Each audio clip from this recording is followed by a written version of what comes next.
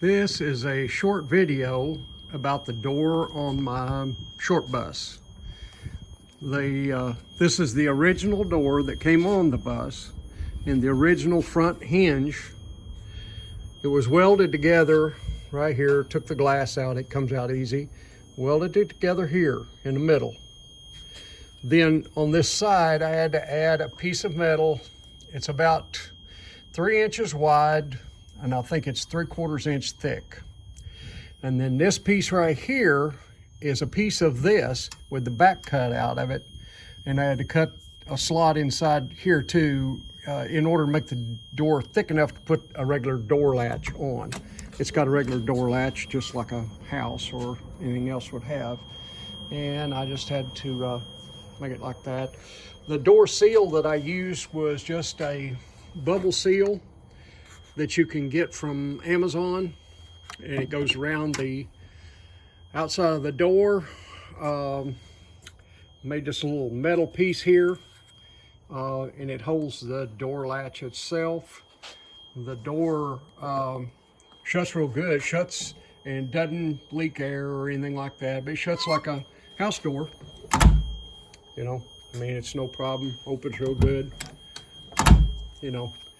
But that's what I did. Stock door. A lot of people will say, well, somebody can break into it. Well, I got news for you. Somebody can break in one of these things really easy. All you need is a hammer. You can knock the driver's side door window out and you're in. You knock one of these windows out, you're in. You can make the side doors a little safer by putting like expanded metal on the inside. But I wanted a full view window in the door so I could see if somebody was sitting beside me or whatever, you know. I like being able to see. But I used, like I say, I used a stock hinge on the front, and it works real well. I'm happy with it. Just thought maybe this might help somebody with a school bus doors. Works on about all of the school bus doors.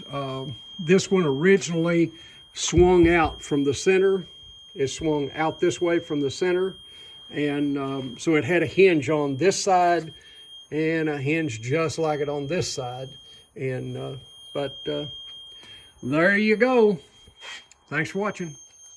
This is the metal that I used to make the side there. You can see that it's tubing, and it is 3 inch.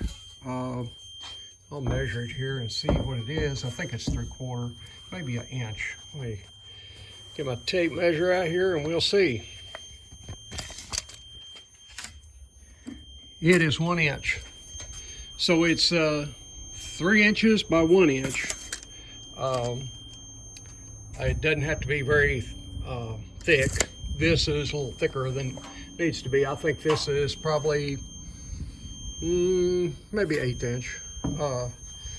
But that's what I used. And then when I went to make this piece right here, I cut a section of this off, and I cut the back off of it. I cut the very back off of it to make it like a C-channel instead of a tubing. And I just put that right on the outside and welded it on. But first I had cut a notch in this, the tubing, and so this was hollow. So it's hollow from here to the other side. It just made it thicker is all. But thought I'd explain that a little bit better.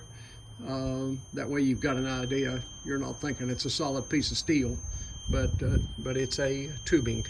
So hope this helps you. Thank you.